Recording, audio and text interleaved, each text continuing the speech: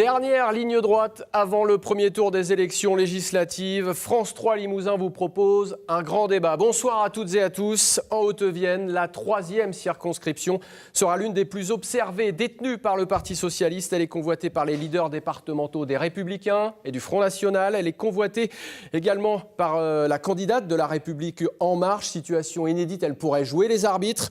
De son côté, la France Insoumise espère reproduire le bon score de Jean-Luc Mélenchon sur ce territoire lors de la présidentielle. Projet, personnalité, enjeux, réunis sur ce plateau. Guillaume Guérin, bonsoir. Vous êtes candidat des Républicains, premier adjoint au maire de Limoges et conseiller régional. Vincent Gérard, candidat du Front National, bonjour. Conseiller régional et conseiller municipal à Limoges. Bonsoir. Catherine Bobati, candidate du Parti socialiste.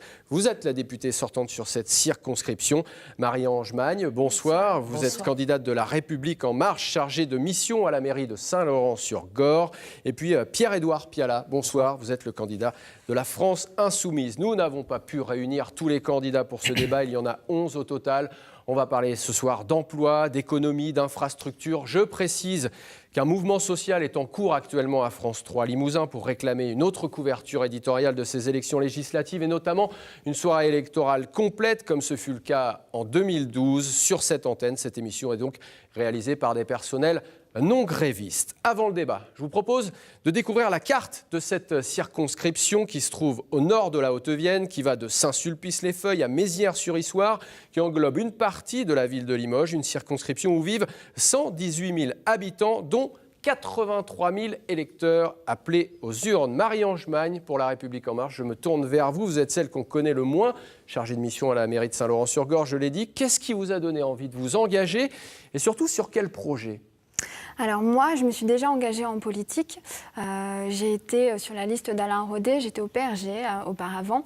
Et c'est vrai que j'avais été assez... j'étais en position non éligible, je tiens à le préciser. J'ai été assez, déçue du fonctionnement des partis traditionnels, que j'ai trouvé trop dans l'attentisme, réfractaire aussi au renouvellement. Moi, ce qui m'a donné envie de m'engager pour Emmanuel Macron, c'est justement ce projet de renouvellement et ce nouveau souffle qu'il proposait pour la démocratie française. Je pense que c'est aussi le soutien qu'il a de nos concitoyens. Renouvellement, féminisation, vous incarnez la candidate parfaite d'En Marche ? La candidate parfaite, je ne sais pas. En tout cas, c'est vrai que j'ai un profil qui correspond à ce qu'il veut mettre en valeur. C'est vrai que moi, j'ai répondu à son appel. Il avait lancé un appel sur les réseaux sociaux. Il demandait aux femmes de s'investir en politique. Et je me suis retrouvée dans le discours qu'il portait, qui était, c'est vrai, ces femmes qui s'auto-censurent, qui préfèrent privilégier leur vie familiale et leur vie professionnelle plutôt que s'engager en politique. Et je me suis dit qu'effectivement, c'était peut-être mon moment politique. Et c'est ça qui m'a donné envie de candidater. Je vais me tourner vers l'autre femme sur ce plateau. Catherine Bobati, vous incarnez ici l'expérience. Vous sentez-vous menacée justement par cette vague du renouvellement et quelle est votre position concernant la majorité présidentielle ? Alors, je ne me sens pas menacée et je pense que le renouvellement politique, il est nécessaire. En 2012, j'ai fait partie de ce renouvellement en Haute-Vienne et de la parité, parce que c'était là aussi, à chaque élection, nous revenons sur les mêmes thèmes, le rajeunissement, la parité, la féminisation. Tout ça, c'est des thèmes qui sont récurrents depuis quelques années et nous sommes même passés par la loi pour aller jusqu'à la parité. Nouveauté cette année, c'est la fin des partis traditionnels que vous représentez ici. Je ne suis pas la seule à représenter ce que vous appelez les partis traditionnels. Et je crois que ce qui a été initié par Emmanuel Macron en avril 2016 était un mouvement qui, aujourd'hui, va se transformer en parti. Et dans quelques mois, vous parlerez là aussi de partis traditionnels. Comment vous positionnez-vous par rapport à La République En Marche dans la perspective de cette élection et d'une co-construction, d'une collaboration, d'un travail avec le gouvernement ? J'ai participé aux travaux qui ont conduit à une discussion à l'Assemblée nationale concernant la loi Macron lorsque Emmanuel Macron était ministre de l'économie. Cette loi, elle est arrivée avec 15 articles, elle est sortie avec 63 et nous avons pu co-construire cette loi qui aujourd'hui est appliquée et donne des résultats en termes d'emploi, puisque vous avez évoqué ce thème. Ça veut dire que vous vous sentez compatible ? Mais je ne parle pas de compatibilité. Je pense que l'on peut construire un projet de gouvernement avec la majorité à l'Assemblée nationale qui sortira des urnes le 18 juin. Guillaume Guérin, je me tourne vers vous maintenant. Vous, à droite, chez les Républicains, vous êtes plutôt du côté Barouin que du côté Édouard Philippe. Barouin qui critique beaucoup le début du quinquennat. Vous pourriez travailler, vous, en bonne intelligence avec la majorité présidentielle ? Écoutez, d'abord, je crois que beaucoup de téléspectateurs savent qui je suis. Je suis le premier adjoint du maire de Limoges. J'ai participé à cette grande vague de renouvellement de la politique locale en 2014. Et je tiens à dire à Mme Magne que les partis de gouvernement ne sont pas forcément réfractaires au renouvellement. Les portes sont ouvertes aux jeunes à une condition, c'est qu'ils sachent saisir et ouvrir les bonnes portes. Je crois que nous ne sommes pas fermés au renouvellement, au rajeunissement, à la parité, à la féminisation de nos mouvements respectifs. Est-ce que ce mouvement n'est pas en train de dépasser justement aujourd'hui, les partis traditionnels ? Emmanuel Macron a réussi quelque chose d'assez hors norme. Je reconnais que le président de la République a balayé tous les dogmes existants dans ce pays. Moi-même, je pensais qu'il fallait 30 ans pour faire un chef d'État. Il s'avère que ce n'est pas le cas. Emmanuel Macron devient président de la République à 39 ans. Aujourd'hui, tout le monde connaît mon engagement, un engagement de terrain, un engagement de longue date dans ce département. Je suis né sur cette circonscription, j'y ai grandi, j'y travaille aujourd'hui sur le plan professionnel. J'ai un vrai attachement viscéral à cette terre, à cette circonscription. Et donc demain, la question que doivent se poser les électeurs, c'est à quoi va servir le futur parlementaire ? Et quelle va être la personne, l'homme ou la femme, la mieux à même de défendre les intérêts de notre territoire à l'Assemblée nationale. Parce que ça sert à quoi un député ? Un député, ça contrôle le gouvernement, ça vote les lois et ça sert d'interface, de courroie de transmission entre la population et l'Assemblée nationale. Et bien demain, c'est la seule question qu'il faut se poser. Quelle est la personne, parmi les gens autour de cette table ou parmi ceux qui ne sont pas invités, qui est la plus à même de défendre les intérêts de ce territoire. Je connais bien ce territoire, particulièrement les problématiques rurales, et donc je le défendrai avec beaucoup d'attachement, beaucoup de détermination, beaucoup de conviction. Et si vous me demandez comment je me situerais au sein d'une Assemblée nationale à dominante, on va dire macroniste, entre guillemets. C'est en tout cas ce qui est annoncé. Écoutez, je pense qu'il ne faut pas partir sur une opposition frontale à Emmanuel Macron en faisant une opposition stérile qui n'avancerait en rien, en refusant l'intégralité des textes proposés par le gouvernement d'Édouard Philippe, qui est un Premier ministre de droite, je tiens quand même ici à le rappeler, sans pour autant voter de manière béate tous les textes, et notamment celui qui vise à augmenter la CSG. On aura l'occasion de rentrer dans le détail. Merci Guillaume Guérin. Pierre-Édouard Piala, vous êtes jeune, vous êtes nouveau en politique, un nouveau visage encore là une fois. Du côté de la France Insoumise, vous comptez poursuivre la dynamique liée à la présidentielle, notamment par le score de Jean-Luc Mélenchon sur cette circonscription. Mais vous avez face à vous une candidate communiste. Est-ce que ça vous complique la tâche et est-ce que vous regrettez qu'il n'y ait pas eu cet accord entre les communistes et la France Insoumise ? Écoutez, il y a eu un choix qui a été fait. Le Parti communiste n'est pas notre adversaire. Les adversaires, elles sont sur ce plateau, mais nous en avons d'autres parce que c'est la politique, c'est ça aussi. Nous avons effectivement des concurrents, mais la politique, c'est aussi accepter le fait qu'il y ait des gens qui sont dans des partis politiques qui fassent un choix différent de nous. Nous, la France Insoumise, nous fonctionnons de manière différente des partis qu'on pourrait dire traditionnels. Nous avons impulsé un mouvement citoyen. Nous fonctionnons assez différemment des partis traditionnels. Nous n'avons pas de carte de parti. Nous fonctionnons sous forme de groupe d'appui. Et les gens sont libres de venir ou de partir. Maintenant, la position qui a été prise par le PCF et la position du PCF, la position qui a été prise par la France Insoumise et la France Insoumise. Ensuite, je pense qu'un député, comme disait très justement M. Guérin, un député doit servir son territoire. Doit servir son territoire, sa circonscription. Il doit également porter des projets de loi essentiels au niveau de l'Assemblée nationale et doit défendre les intérêts de son pays. Est-ce que ce n'est pas difficile à tenir l'opposition à Emmanuel Macron alors qu'on a l'impression qu'une majorité de l'opinion publique, en tout cas, souhaite lui donner les moyens de sa politique ? Alors nous ne sommes pas d'accord avec la politique d'Emmanuel Macron, comme nous ne sommes pas d'accord avec la politique de LR ou du Parti socialiste actuellement. Nous avons pour vocation de créer donc une majorité alternative, donc une cohabitation. Nous allons y arriver ou pas y arriver. C'est les électeurs qui vont décider dans les urnes. Je rappelle que des sondages sont des sondages. Nous, notre objectif, nous faisons campagne, nous avançons. Ensuite, les électeurs décideront. Très bien. Je me tourne vers Vincent Gérard maintenant. Vous comptez aussi sur la dynamique Marine Le Pen, qui a fait 18,5% à la présidentielle sur cette circonscription. Le Front National ne cesse d'augmenter ses scores sur ce territoire qui illustre à de nombreux aspects les difficultés, le sentiment de relégation. Est-ce que vous pensez que finalement, l'effet Macron va faire pchit sur cette circonscription, sur cette troisième circonscription, et que finalement vous allez bénéficier encore une fois de cette dynamique. Je serais tenté de le croire, oui, bien évidemment. C'est vrai qu'avec 12 000 voix pour Marine Le Pen sur la circonscription, donc nous sommes arrivés en troisième position, bien devant les Républicains et à peu près le double du score des socialistes. Derrière la France Insoumise. Oui, en troisième position, derrière la France Insoumise, bien évidemment. Alors après, bien malin, qui pourra prévoir le résultat de dimanche prochain.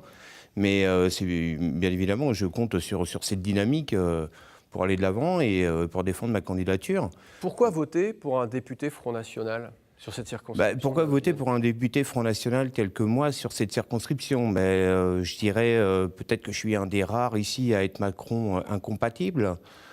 Déjà, donc pour représenter une véritable opposition, par le fait que je suis également un des rares à être très implanté dans cette circonscription depuis très longtemps. Vous êtes chef d'entreprise? Voilà, depuis 25 ans à Château-Ponsac. Donc voilà, quoi, c'est déjà deux arguments qui sont intéressants. Après, bon, c'est vrai que quand je suis arrivé en Limousin, moi je ne suis pas originaire du Limousin, mais quand je suis arrivé il y a 30 ans en Limousin, je suis tombé amoureux, bien sûr, parce que c'est une région excessivement attachante. Et le berceau de la Basse-Marche avec Château-Ponsac, c'est vrai qu'effectivement j'y suis très attaché. Donc j'aurai à cœur de défendre tous les administrés de cette circonscription.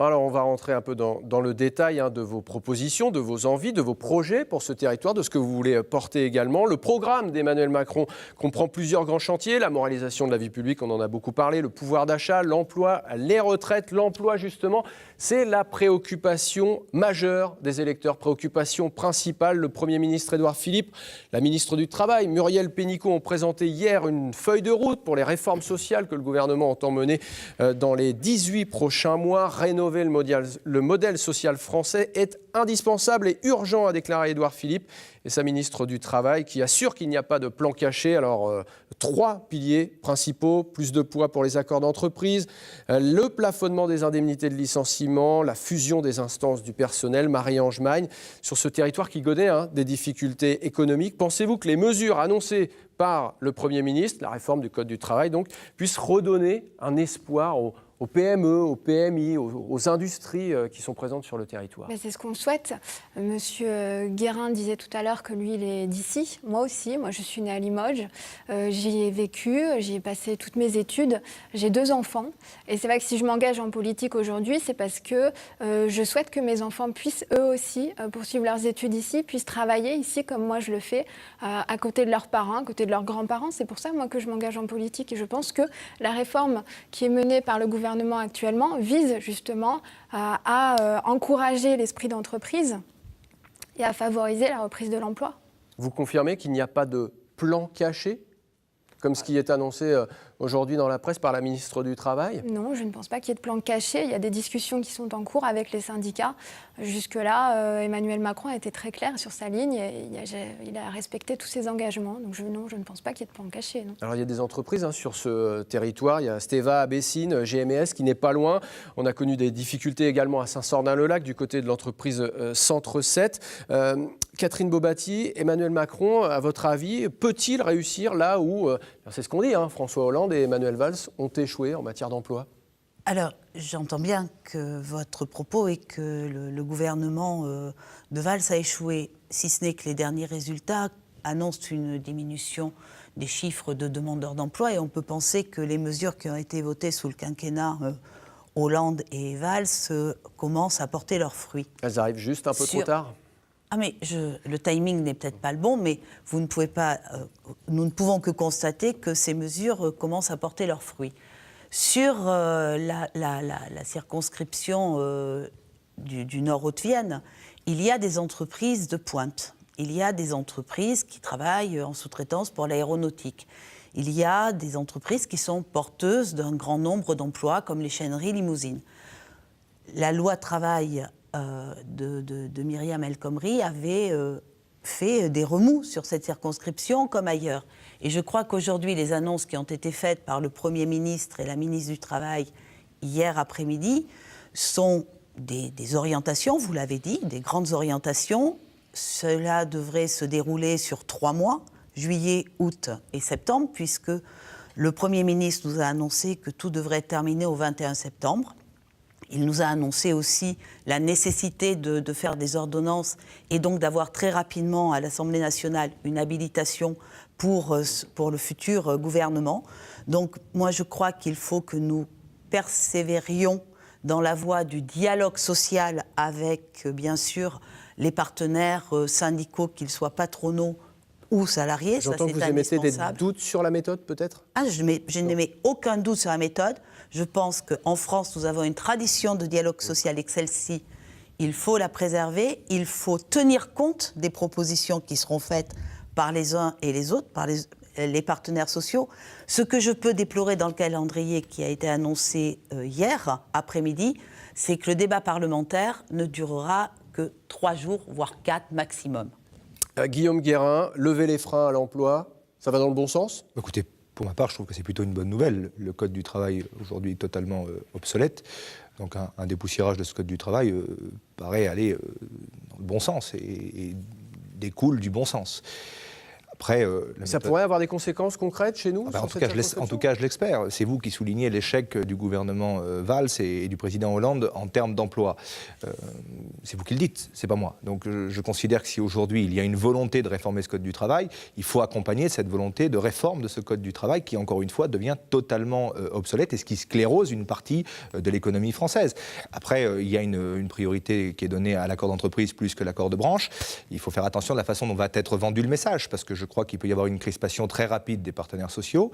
Et dans ce pays, on sait très bien que si on crispe un peu trop rapidement les partenaires sociaux, ça devient vite incontrôlable et ingouvernable. Pierre-Édouard Pialat, la flexisécurité, est-ce que c'est votre tasse de thé ? Non, pas trop. C'est-à-dire que moi, je suis déjà opposé à la loi El Khomri. Je me suis déjà opposé à la loi Macron. Alors, je m'explique. Pour moi, le Code du travail n'est pas l'essentiel du problème. Le Code du travail, c'est un siècle d'acquis sociaux.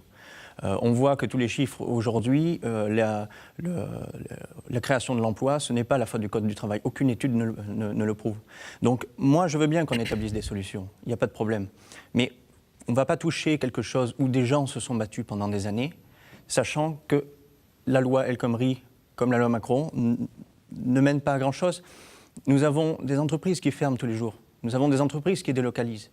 Nous avons GMS qui sont sur la sellette aujourd'hui. Dont une partie des salariés. Bien sûr, dont une partie des salariés, des dizaines de familles, des dizaines de familles vivent sur la circonscription. Nous avons des entreprises dans le Nord. Donc, la montée du Front National aujourd'hui, elle est due également à cette crise sociale qui se passe sur le territoire. Donc, si je résume pour vous, cette réforme du Code du travail, elle va empirer la situation ? Pour moi, ça va empirer la situation parce que ça va créer déjà une crise sociale. Si. Il va y avoir des gens qui vont sortir dans la rue. Alors, en plus, si on fait passer sous ordonnance, je veux dire, c'est faire passer, essayer de faire passer un petit peu de force. Un mot, Catherine Beaubati. Sur le Nord Haute-Vienne et sur Limoges, dans les 5 dernières années, la préoccupation des chefs d'entreprise a été plus de trouver de la main-d'œuvre, voire pour la former bien sûr, mais sur nous place. Nous ne sommes pas contre. Nous ne sommes pas contre les petites entreprises et les PME. Qu'est-ce qui crée de l'emploi ? Quand on va voir les chefs d'entreprise des TPE et des PME, ce qui leur permet de créer de l'emploi, c'est d'avoir de la lisibilité sur leur carnet de commandes. Donc, aujourd'hui, on ne peut pas tout imputer simplement aux législateurs. Madame Je crois que l'emploi dans le Nord Haute-Vienne, il y a des niches d'emploi dans le Nord Haute-Vienne. Bien sûr, mais dans notre programme, nous ne sommes pas anti-entreprise, nous sommes pour la justice sociale. Les TPE, les PME, nous, dans notre programme, nous voulons supprimer le RSI. Nous voulons aligner sur le régime général. Monsieur Macron aussi. C'est le cas également de... Oui, mais Monsieur Macron a mis ça dans cette mesure parce que son programme a été élaboré après le programme de la France Insoumise qui était c'est le cas du Front National également. Eh bien justement, Vincent Gérard, vous êtes patron d'une petite entreprise d'électricité. Le Code du travail, il est adapté aujourd'hui à votre entreprise, aux PME, aux PMI. Il faut le modifier. Bien sûr qu'il faut le modifier, oui, mais je reviendrai. C'est vrai que Mme Beaubati avait raison. Et je pense qu'elle a soulevé également le problème de la formation professionnelle. Et ça, c'est quelque chose sur lequel je me bats et je me battrai toujours. Parce qu'effectivement... Ça veut dire qu'aujourd'hui, vous avez du mal à travailler, à trouver du personnel qualifié sur cette circonscription autour de Château-Ponsac? Non, mais je rejoins Madame Bobati. Oui, effectivement, ouais, on peut avoir du mal à trouver des personnes qualifiées dans le domaine où Donc il y a il faut du modifier travail, la formation si vous voulez, professionnelle. voilà. Et Au en niveau tant de la que chef formation d'entreprise, est-ce que professionnelle, vous êtes d'accord avec les propositions qui ont été faites pour modifier le Code du travail, lever les freins à l'emploi? Écoutez, moi j'attends de voir, parce qu'effectivement je crains qu'on va avoir des mauvaises surprises. Donc maintenant, je ne vais pas me prononcer aujourd'hui, mais je pense qu'on ne nous annonce pas que du bien. Par contre, si je peux me oui, permettre, Madame juste pour la formation professionnelle, on prévoit justement d'inciter la formation professionnelle auprès des jeunes et des peu qualifiés. Et justement, ça pourra servir sur le territoire de la Haute-Vienne. Juste pour la formation. Oui, tout à fait. Mais je suis à la commission formation professionnelle à la région parce que je suis impliqué là-dedans. J'ai été maître moi-même d'apprentissage. Sauf que ça fait des années, qu'on dit qu'on va réformer la formation professionnelle. Oui, mais ça fait des années. Pour l'instant, on ne voit rien venir. Donc exactement. peut-être que c'est le moment. Exactement, oui. Non, mais là, vous avez effectivement, oui, ça fait des années qu'on en parle. C'est jamais venu. La formation professionnelle, si je peux me permettre. Oui. Elle est quand même, je parle sous le contrôle de conseillers régionaux, elle est sous l'égide des conseils régionaux. Il y a eu des mesures fortes qui ont été mises en place pour l'apprentissage. Et je crois que le Code du travail ne contient pas la réforme de la formation professionnelle en premier. Il contient plutôt la réforme du contrat de travail. Ça, c'est quelque chose qui est important parce que entre l'accord de branche et l'accord d'entreprise pour négocier le contrat de travail, c'est pas tout à fait la même chose. Non. Et je crois que c'est là qu'il faut que toute la négociation prenne sa part et que tout le débat législatif existe. Dernière chose, après, si je peux me permettre au niveau des entreprises, j'ai un petit cheval de bataille sur lequel vraiment je serai intransigeant et pour lequel je demande des réponses, c'est par rapport aux travailleurs détachés. Et moi, travaillant dans le bâtiment, c'est une plaie. C'est quelque chose qui fait fermer les boutiques, c'est quelque chose qui met sur la paille nombre d'artisans de la circonscription. Quand on va sur des chantiers où on est confronté à des gens qui parlent plus français, déjà on a des problèmes de sécurité, on a des problèmes de malfaçon et on a surtout des problèmes de chômage pour nous ici en France. Madame Magne, sur la question des travailleurs détachés? Je pense que c'est à la marge. Les travailleurs détachés. Vous plaisantez là, je pense. Non, mais je pense que là, je ne sais pas si c'est une plaisanterie, excusez-moi. Oui. Madame Magne, effectivement. Dans le secteur de l'artisanat, certainement. Après, ce n'est pas le seul secteur, mais je pense pas que certains ne connaissent pas le terrain. Je pense que la solution, merci Sylvie. Je pense que la solution n'est pas dans le repli sur soi, mais plutôt dans. Attendez, on ne vous parle pas de repli, on vous parle de sauver nos emplois à nous. Bien sûr. C'est pas un repli sur soi. Sur les travailleurs détachés, il y a une directive européenne, mais il faut être prudent sur les travailleurs détachés parce que soit il y a des travailleurs détachés qui viennent dans notre département, et ça pose de réels problèmes, puisque nous avons souvent été sollicités. Mais lorsque quelqu'un habite dans une zone frontalière, parce que quand on est député, on s'intéresse à cette circonscription, mais au pays dans l'ensemble, lorsque vous êtes Mosellan et que vous allez travailler au Luxembourg, vous êtes aussi un travailleur détaché. Et sur cette question, la France seule ne réglera pas le problème. C'est un problème et de encore projet moins européen. un député seul en Limousin, ou en tout cas dans l'ex-Limousin. Autre dossier chaud, celui de l'emploi public, réaliser la promesse de réduire 120 000 postes de fonctionnaires partant à la retraite, dont 70 à 75 000 dans les collectivités territoriales. On sait qu'on est dans une zone rurale où les services publics ont tendance à disparaître les uns après les autres. Comment on va lutter justement contre les fermetures de classes et la désertification médicale en supprimant des fonctionnaires ? Alors moi, je travaille dans la fonction publique territoriale, donc je suis attachée justement à cette question. Déjà, le programme d'Emmanuel Macron est assez réaliste, malheureusement. Effectivement, il va falloir supprimer des postes. Les Républicains en prévoient 300 000 postes de fonctionnaires supprimés. On va essayer, il y a eu des fusions au sein des collectivités. Forcément, mécaniquement, ça doit entraîner des suppressions de postes. Je pense qu'on va s'appuyer là-dessus. Après, ce sera en concertation avec les collectivités. Moi, travaillant dans la fonction publique territoriale, je suis assez sensible aux services publics et je serai vigilante sur cette mesure. Comment on explique ça aux gens ? Est-ce que le message y passe sur le terrain quand vous expliquez aux gens que 120 000 postes de fonctionnaires, ils ne vont pas le voir à côté de chez eux ? Difficilement. difficilement parce qu'on a un territoire qui est assez enclavé. Moi, j'ai parcouru le nord de la circonscription et c'est vrai qu'on a des difficultés à accéder aux soins, on a des difficultés à accéder à tout ce qui est service public de manière générale. Donc, il va falloir essayer de se regrouper, essayer de mutualiser le maximum possible. Et donc, il faudra qu'on prenne des mesures incitatives pour, par exemple, dans le domaine de la santé, créer des maisons de santé pluridisciplinaires qui permettent d'accéder aux soins et de mutualiser les emplois. Alors là, ce sera pour les médecins qui ne seront pas fonctionnaires, mais il va falloir lutter contre la désertification, que ce soit médicale ou que ce soit la fonction publique. Sur cette question de la disparition des services publics. Alors oui, c'est un M. gros Pialat. problème, et moi je pense que réduire le nombre de fonctionnaires ne réglera pas la solution, que ce soit dans le domaine médical, que ce soit dans le domaine éducatif, hein, donc on peut parler des professeurs, on peut parler des instituteurs, et puis également dans le secteur social. Hein, donc nous sommes clairs, nous voulons créer 10 000 places donc dans les EHPAD en plus pour des personnes. Nous voulons donner plus de moyens et créer plus de postes, donc de personnel qui sont qualifiés.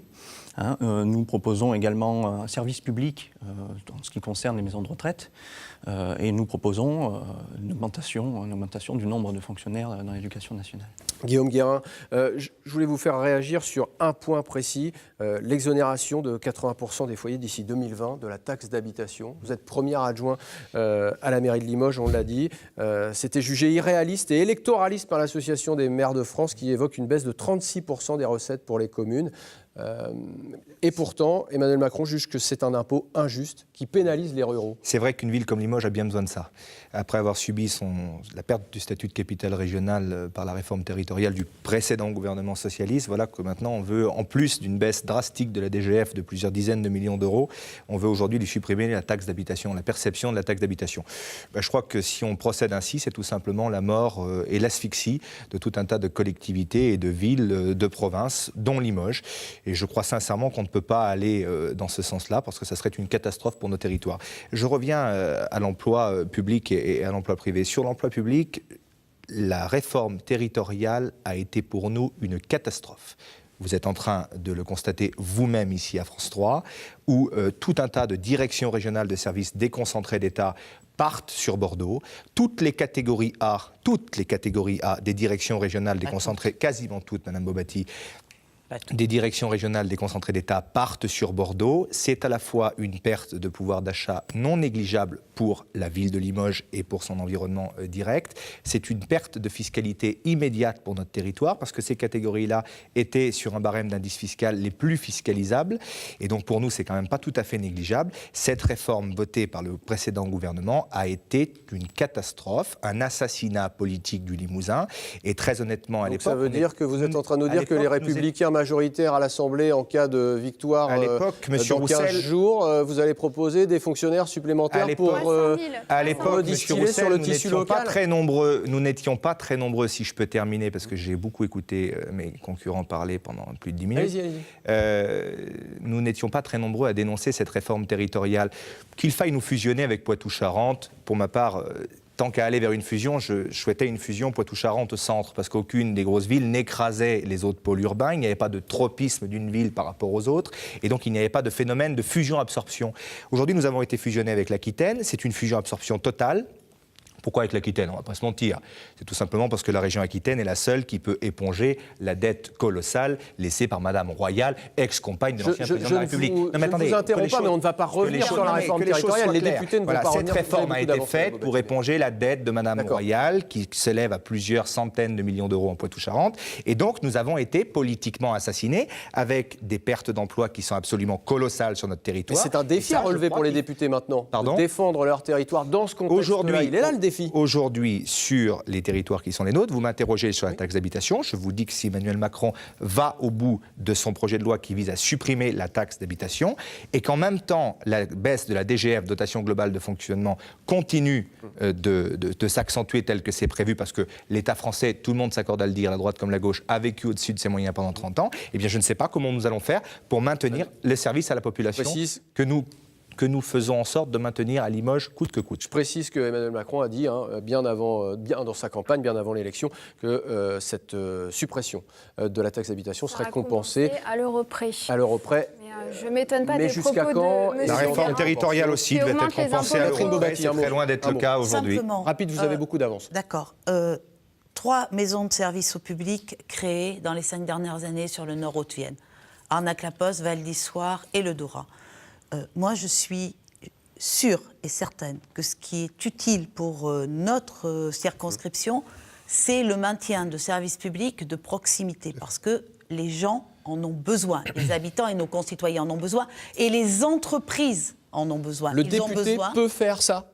Le député peut faire en sorte qu'il n'y ait pas de suppression encore de postes de fonctionnaires. Je ne suis pas très souvent d'accord avec mon collègue de la ville de Limoges, mais ce qui est évident, c'est qu'aujourd'hui, on sait que beaucoup de nos collectivités, excusez-moi la trivialité de mes propos, sont à l'os dans leur gestion, qu'ils ont fait beaucoup d'efforts sur le fonctionnement et aussi sur les personnels. Et je crois que ce serait une erreur dans un département comme le nôtre, où il y a une agglomération importante et des zones rurales fort peu denses en population, de supprimer les services publics et notamment les postes de fonctionnaires qui existent. Vincent Gérard, sur cette question du maintien des services publics, des suppressions de fonctionnaires. Bien sûr, pas de suppression de fonctionnaires.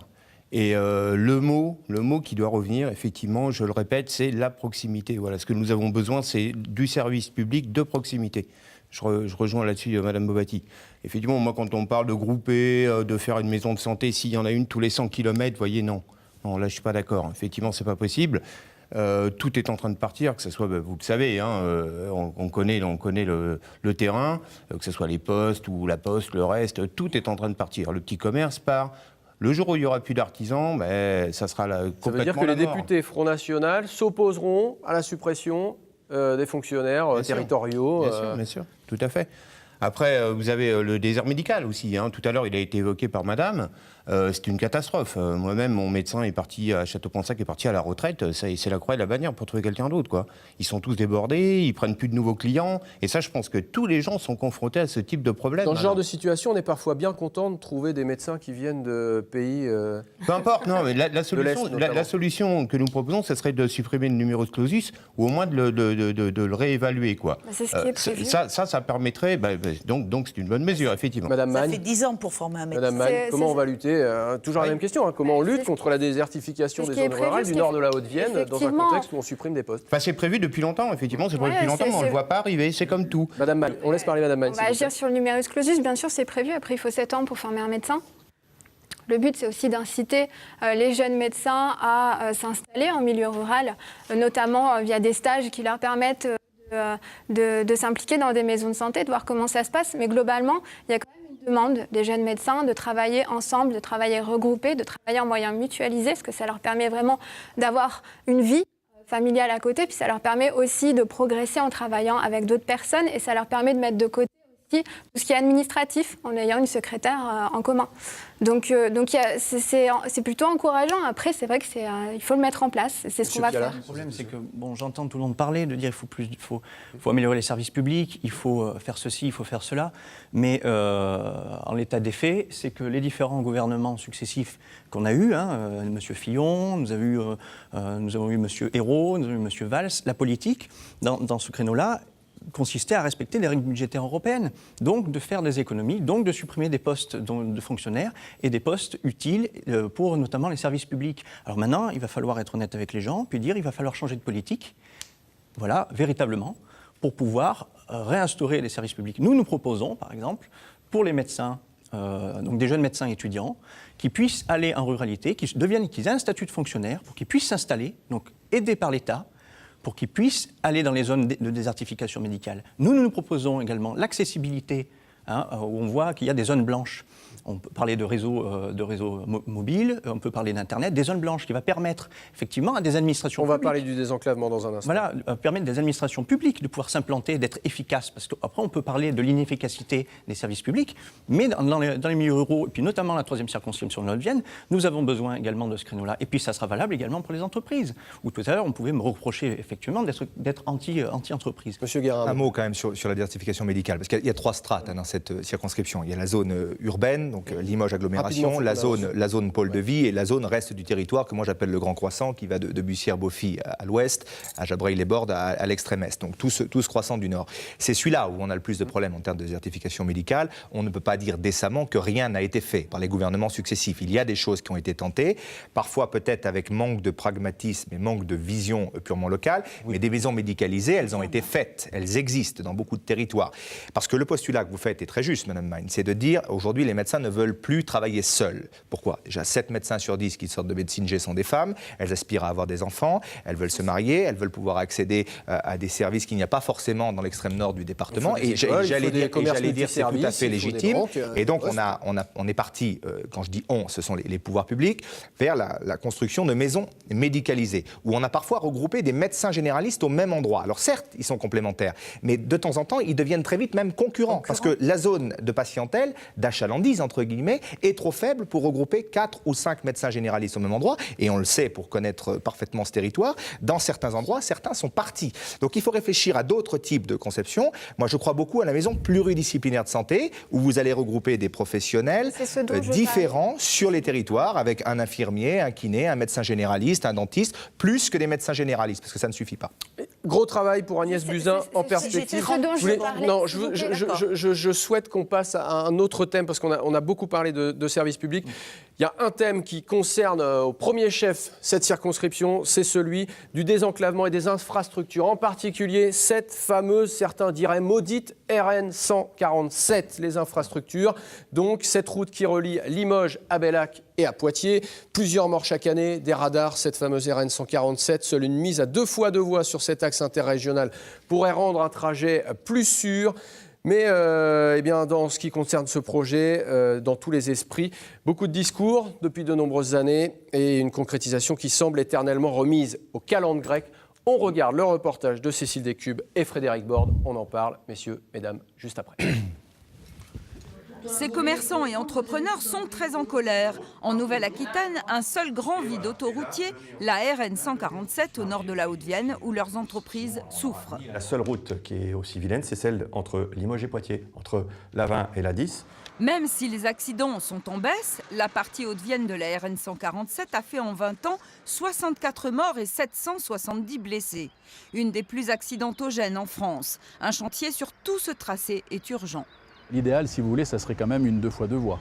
Difficile peut-être de faire en un seul coup, mais au moins de la sécuriser au maximum, puisqu'une 2 fois 2 voies, vous évitez forcément les personnes et les conducteurs qui arrivent en sens inverse, et également sur les entrées latérales, elles sont beaucoup plus sécurisées. Enfin un début, du moins peut-être. Pour 7 km au nord de Limoges, inscrit au contrat de plan, l'État vient de proposer par arrêté un des tracés retenus, le tracé Magenta. Mais certaines associations vont l'attaquer, d'autres trouvent que ce tracé n'est plus adapté. Ne restons pas sur un tracé qui a été acté en 2006. On est 11 ans après cette validation. Donc il y a des nouveaux éléments qui sont rentrés en ligne de compte. Écoutons ces nouveaux éléments donc, de manière à pouvoir les intégrer et ne pas prendre de retard sur un projet qui est extrêmement important. On a des maniaques du contentieux qui feront tout ce qu'ils pourront pour retarder le dossier. Au train où vont les choses. La route Limoges-Bellac sera finie dans 50 ans. Car sur le reste du parcours au nord Haute-Vienne, aucun chantier à l'horizon. Alors que selon d'anciens projets, cette partie de route aurait dû être achevée depuis longtemps. Résultat, en une trentaine d'années, Bellac a perdu plus de 1200 habitants. Nous étions 5465 habitants en 1984, date de la première fois où la commune de Bellac a évoqué la RN 147 et sa 2 fois 2 voies sur son document. Et aujourd'hui, en 2017, nous nous battons et nous en parlons toujours sur le Bellac Info 2017 avec 4211 habitants. Depuis longtemps, sur le dossier RN 147, les blocages diplomatiques sont levés entre Limoges et Poitiers, mais son aménagement en Haute-Vienne, c'est toujours l'Arlésienne. Voilà, ce dossier de la RN 147, Marie-Ange Magne, comment porter ce dossier à Paris pour que l'État prenne les choses en main? Visiblement, les pouvoirs locaux, il y a un consensus jusqu'à la région Nouvelle-Aquitaine. Comment faire pour que le gouvernement, l'État s'engage à financer cette route qui tue chaque année? Alors moi, je la connais bien, cette RN 147, que j'ai travaillé pendant longtemps à Bellac. J'ai enseigné en lycée là-bas les sciences économiques et sociales. Et c'est vrai que c'est une route très anxiogène et très accidentogène. C'est la 3e route la plus dangereuse de France. Porter le dossier à Paris, ce sera, pour la majorité présidentielle, en tout cas assez facile, je pense, dans la mesure où la ministre des Transports est déjà très sensibilisée au dossier, puisqu'elle était sous-préfète de la Vienne. Donc elle connaît le dossier, elle s'en est déjà saisie. On attend plus d'informations sur le rapport aussi d'Elbar, donc pour la LGV, pour les infrastructures routières et ferroviaires. Rapport qui n'est toujours pas rendu public parce que la ministre des Transports, Est en train de Elisabeth s'installer. Borne, n'a pas le temps de recevoir M. Delbar.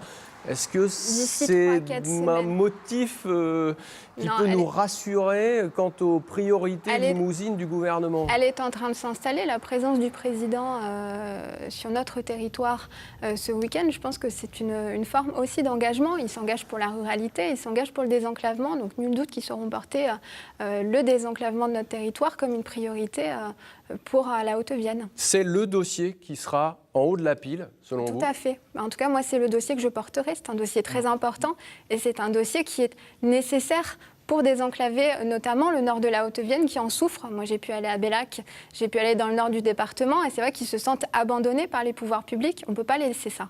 Une question, vous porterez le dossier LGV ou alors il est définitivement retiré? Le dossier LGV, il faudra que je m'en saisisse déjà. Pour l'instant, Je il est à comprends l'arrêt. qu'il n'est pas prioritaire. Pour l'instant, il est à l'arrêt. On verra. Le programme d'Emmanuel Macron est assez clair à ce sujet. Il dit qu'il faut moderniser, sécuriser les voies existantes. Oui. En tout cas, il n'est pas question de l'LGV pour le Limousin. On verra. Et là où la route est la solution, elle sera la solution. Alors, pour la RN Monsieur 147, Pialat, pour la France Insoumise. Pour la RN 147, bon, ça fait 40 ans que le dossier est sur la table. Les tronçons, donc, dans le cadre des CPR, donc contrat plan État-région, donc les financements viennent de la région, viennent du département, de l'agglomération de Limoges. Et pour donc, ce tronçon, donc, actuellement, il y a le nord de Limoges plus une partie du sud de Bellac en projet. Ces aménagements mettent beaucoup trop de temps. On fait des travaux par plan quinquennaux. Donc Alors comment on fait pour aller plus vite? Pour aller plus vite, je pense qu'il faut s'intéresser, il faut mettre plus d'argent, parce qu'actuellement, il n'y a que 67 millions d'euros qui est mis sur la table, alors que le projet actuel coûte 87 millions d'euros. Je pense qu'il faut aller plus vite et s'intéresser à toute la RN 147. Comment et on incite principalement- un pouvoir central parisien à se pencher sur ce morceau de route qui, vu de Paris... Il ne faut déjà représente que finalement pas nous grand-chose. ayons une majorité à l'Assemblée nationale pour pouvoir porter ça, pour avoir un gouvernement, avoir un Premier ministre et pouvoir porter ça dans l'exécutif, et pouvoir se pencher sur notre circonscription. Parce que ce problème date de très longtemps. Vincent Et Gérard. il faut que les tronçons accidentogènes actuellement soient vraiment... Vincent Gérard, sur cette question du désenclavement, de l'accessibilité, on a envie de dire, parce que là aussi, c'est un véritable sentiment de relégation. Quand on voit qu'on n'aura pas le TGV, que l'aéroport qui est sur cette circonscription pourrait, au gré des différents choix politiques, être menacé, et qu'on n'arrive même pas à avoir une route nationale à 2 fois 2 voies. Je sais bien, écoutez, moi je suis dépité quand j'entends tout ce que j'entends. Moi, en tant que simple habitant, en tant que citoyen de la circonscription, j'y ai cru, j'ai fait comme tout le monde. Moi, j'ai entendu les promesses, je vote aussi. Donc j'ai voté, je pensais que ça allait changer, bon ça n'a pas changé, donc je suis un petit peu le Et vous, faux quel cul comme tout le monde.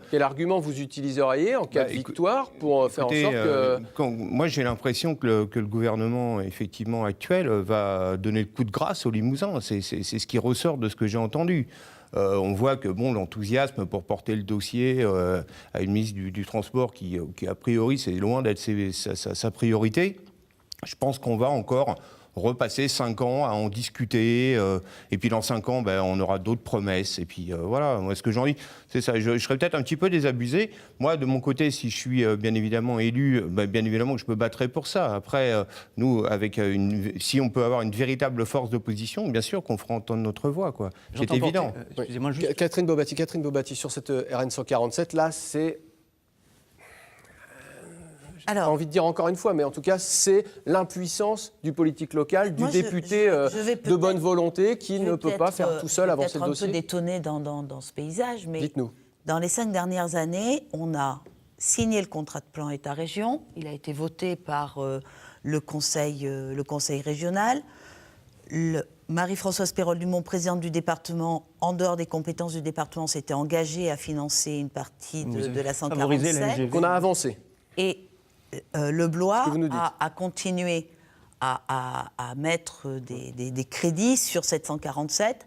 Et il y a quelques mois, il y a eu l'agglomération a voté mais nos amis et néanmoins concurrents LR n'étaient pas présents ce jour-là. 5 millions en conseil communautaire pour boucler le financement. Tous les lobbyistes de la RN nationale 147 disent que la LGV a mangé tous les crédits de la RN 147. Mais c'est pas vrai. Ce que vous nous expliquez, Monsieur Roussel, c'est que la LGV vous opposez les deux projets.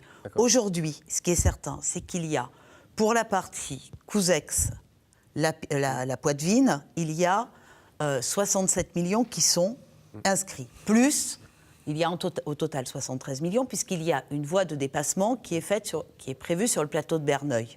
Donc, cet argent, il faut qu'il soit... Je termine. Oui, il faut qu'il soit engagé avant 2020. Le tracé a été validé par le ministère et l'enquête publique va démarrer. Donc je crois qu'il est indispensable aujourd'hui que, à la différence de ce qui s'est fait, et je salue le travail que nous avons mené avec tous les partenaires des collectivités territoriales, nous n'avons pas fait de ce dossier un enjeu politique, mais un enjeu d'intérêt général pour l'aménagement du territoire et encore plus pour qu'on relie Limoges et Poitiers. Donc on a avancé. Sur les projets d'aménagement du territoire, sur les infrastructures routières particulièrement, pour que ça marche, il faut déjà qu'il y ait un consensus sur le territoire. C'est la priorité des priorités, mais c'est récent. C'est assez récent, parce qu'on parle de la RN 147 depuis 30 ou 40 ans. Bon, aujourd'hui, il y a deux aspects sur cette RN 147. Un aspect économique qui est absolument plus que utile à l'heure où on est dans la même région que Poitiers, et un aspect sociétal. Un aspect humain, de sécurité, tout simplement. C'est la troisième route la plus accidentogène de France au kilomètre. Donc il y a un aspect humain qui est quand même plus que nécessaire à prendre en considération très rapidement. Aujourd'hui, pour que ça fonctionne, il faut qu'il y ait un consensus local. Il y a un consensus local. La ville de Limoges a pris part. L'agglomération de Limoges a pris part. Le département de la Haute-Vienne a pris part. Le département de la Vienne a pris part. La région Aquitaine, Limousin, Poitou-Charentes, la région Nouvelle-Aquitaine, a changé son fusil d'épaule. Le président Rousset avait dit les routes ne sont pas une compétence de la région, mais il est prêt à puisque la LGV Limoges-Poitiers a plus que du plomb dans l'aile, j'accepte de revoir ma position. Ce qui accrédite quand même l'idée que la LGV a mangé beaucoup de temps et beaucoup de crédit moi-même au président Rousset en séance qu'il avait plutôt bien traité le cas de la RN 147. Ce que vous dit Madame Bobati est tout à fait exact. Aujourd'hui, il y a un peu plus de 70 millions d'euros qui sont engagés. Il faut que ça soit fait avant 2020. Donc demain, le futur parlementaire, le futur député de cette circonscription doit faire de la RN 147 le dossier de son mandat. Et pour que ça fonctionne, il faut qu'il aille voir le mardi, le mercredi de chaque semaine qui fera son mandat, le ministre des Transports à la sortie de l'hémicycle en lui disant « Monsieur ou Madame le ministre », parce que vous savez, ça change les ministères, « Monsieur ou Madame le ministre, il y a un dossier sur ma circonscription, c'est l'aboutissement de la RN 147. » Vous avez fait ça, Catherine Bobati, ça n'a pas marché? Mais si, mais Monsieur Roussel, pourquoi vous dites que ça n'a pas marché? Puisque le contrat de plan État-région a été signé. Nous sommes en train de vous expliquer qu'il y a eu un consensus politique. Pendant 5 ans, lorsque je suis intervenue, c'était pour défendre le dossier des infrastructures routières et de la 147 et de la 145. Donc aujourd'hui, je ne peux pas accepter que vous disiez que rien n'a été fait, et tout a été fait justement dans un consensus. Alors je peux taquiner, ou je peux reconnaître que lors de la séance plénière de l'agglomération de Limoges, les Républicains n'ont pas voté les 5 millions, c'est un mouvement d'humeur, mais il y a aujourd'hui une volonté politique que ce dossier continue à avancer. Et moi, je m'engage à continuer à le faire avancer. Les plans État-région qui sont établis, je veux dire, s'il faut faire des tronçons de 6,5 km par 6,5 km, dans 20 ans, on y est toujours. Là, le problème de la RN 147, il y sera toujours. Non, mais là, c'est l'endroit le plus peuplé. Précédemment, M. Fillon avait dit que ce n'était pas sur la liste des priorités du gouvernement à l'époque. Madame Peyrolle-Dumont avait souligné ça. Et Monsieur Raffarin aussi l'avait dit. Justifier donc du coup que c'était pas faisable, mais en l'occurrence, ben, vous avez continué. Il n'y a rien. Guillaume Guérin, un dernier mot sur la 147. Les conditions écologiques à le faire, il faut en parler également. Comment on fait ces travaux? Les études on laisse parler Monsieur Guérin. Aujourd'hui, les collectivités locales sont en train de se saigner, de saigner les contribuables pour faire en sorte que ce projet avance. Ça, c'est le premier postulat. Les collectivités locales, de gauche ou de droite. Nous mettons de l'argent sur la 147. Demain, il manque un partenaire sur la 147, un partenaire majeur, c'est l'État. Quand l'État veut, l'État peut. Vincent Gérard. Bon, pour en finir avec ça, on a déjà vu ici des plans État-région qui ont été signés et qui n'ont jamais abouti à quoi que ce soit. Donc voilà. Moi, j'aurais voulu, en parlant d'infrastructures, également soulever le problème que nous avons dans le Nord, et que beaucoup d'habitants ont dans le Nord, et qui concerne l'implantation massive d'éoliennes. Donc voilà, il y a beaucoup de projets en cours, il y a beaucoup de projets qui vont voir le jour. Il y a une grande inquiétude, moi je l'ai ressenti en ayant voyagé, en ayant parlé avec beaucoup de personnes sur le territoire. Et donc voilà, j'aurais voulu savoir quels étaient un petit peu au niveau du Donc vous, ça veut dire que vous êtes hostile à l'implantation d'éoliennes sur le nord de la Haute-Vienne à grande échelle d'éoliennes. Ouais. Sur l'ensemble de la Haute-Vienne, mais en l'occurrence, là, nous parlons de la 3e circonscription, parce que dans le Nord, il y a beaucoup de projets. Là, pour le coup, ce sont des projets... On met une centrale nucléaire ou contre?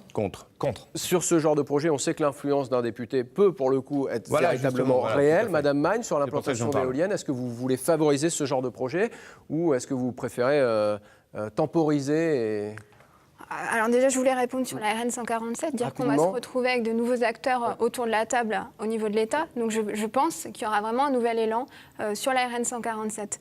Pour répondre sur l'éolien, moi, ce que je porte, c'est vraiment les énergies renouvelables. Après, je comprends qu'il y ait des habitants qui ne soient pas favorables. Donc, je pense qu'il faut travailler en bonne intelligence et en concertation. Mais pour nous, il faut doubler nos capacités en éolien et en panneaux photovoltaïques. C'est pas l'éolien, ça peut être autre chose. On imagine mal qu'avec tout le débat sur le traité de Paris... Il faut continuer d'implanter les éoliennes. C'est pas forcément l'éolien, ça peut être d'autres types d'énergie renouvelables. Comme le solaire, par exemple? Comme le solaire, par exemple. Ça peut être aussi la filière bois. Le soleil, il y a des parcs solaires gigantesques en Corrèze. C'est pas si loin que ça. Il y en a, mais c'est pas spécialement le département adapté. Il y a d'autres solutions que l'éolien. Monsieur Piala, sur cette question de l'éolien, c'est très intéressant. Bon, après, nous sommes pour l'abrogation de la loi NOM relative à la libéralisation de l'électricité. Nous sommes favorables à la renationalisation d'EDF et de Suez. Après, l'éolien, oui, pas de problème. Mais que ça soit l'État qui gère, pas des entreprises privées.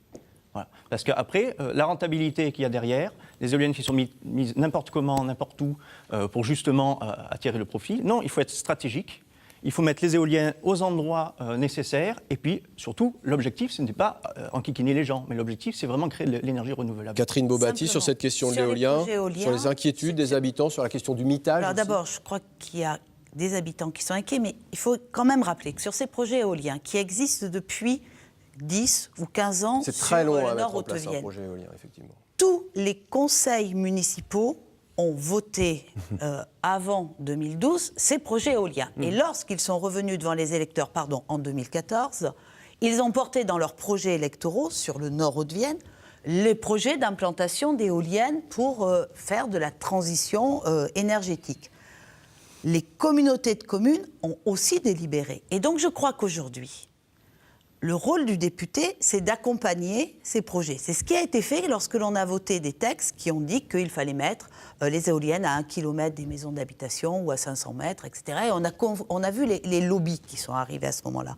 Mais aujourd'hui, ces projets éoliens dans le Nord Haute-Vienne, ils sont souhaités par des équipes municipales qui souhaitent faire des profits financiers uniquement, inscrites dans leur programme de campagne et qui ont été réélus. Alors, s'il vous plaît, moi j'entends bien la démocratie participative et je suis assez favorable. Mais je pense qu'à un moment, les élus locaux ont pris des décisions, ont fait des propositions à leur population. Donc si des décisions ont été prises, on les applique.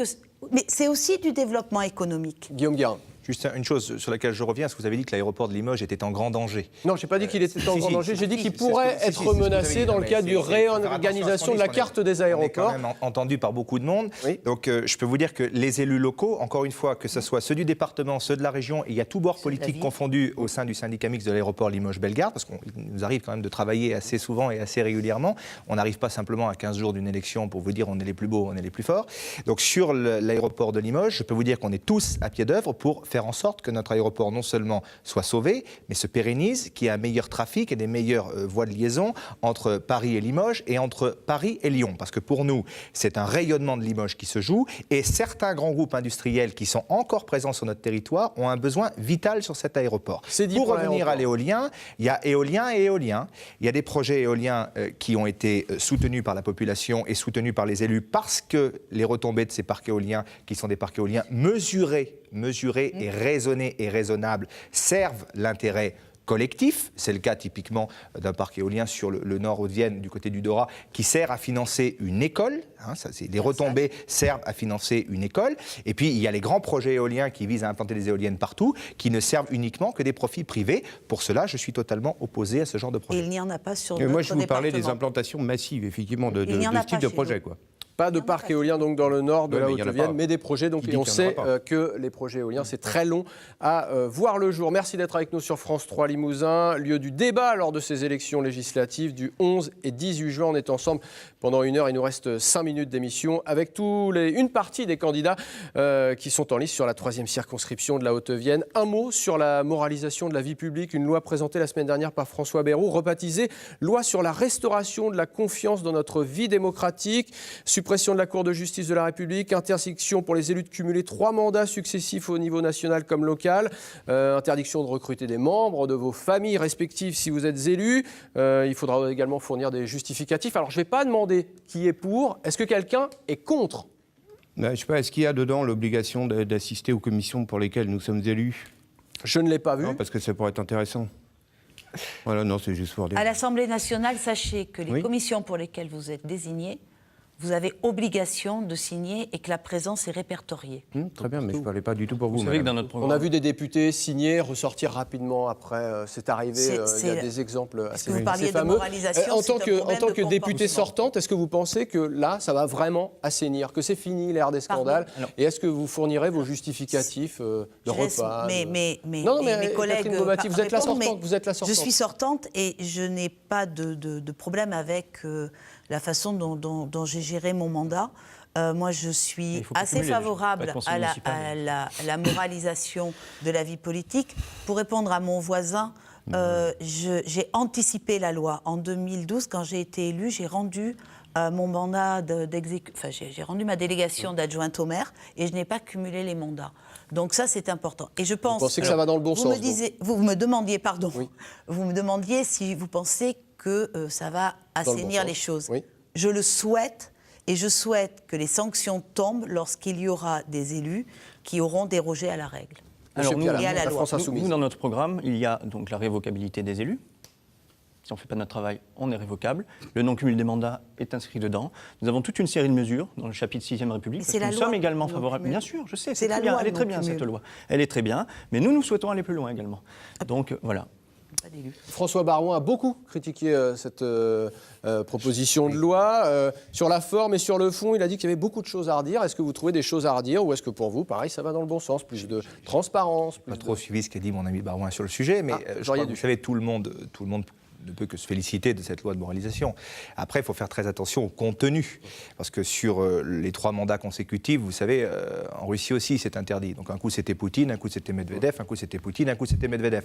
Donc il faut faire attention à cette notion de mandat exécutif. Pour ma part, et je vous le redis, je sais que ce n'est pas à la mode et que ce n'est pas très politiquement correct, mais je n'étais pas favorable au non-cumul des mandats sur des maires de taille de ville moyenne, avec une fonction de parlementaire. Interdire au mois de septembre à Jean-Marc Gabouty, maire de Couzex, d'être à la fois maire et sénateur, je trouve que ça n'a pas de sens. Parce qu'on va créer des parlementaires totalement hors sol, totalement déconnectés des problématiques du territoire, et on éloigne quelque part, encore une fois, le citoyen du centre de décision. Et ça, je ne trouve pas ça terrible. Il nous reste 30 secondes. Madame Magne, sur cette question de la moralisation. Moi, je ne suis pas d'accord avec M. Guérin.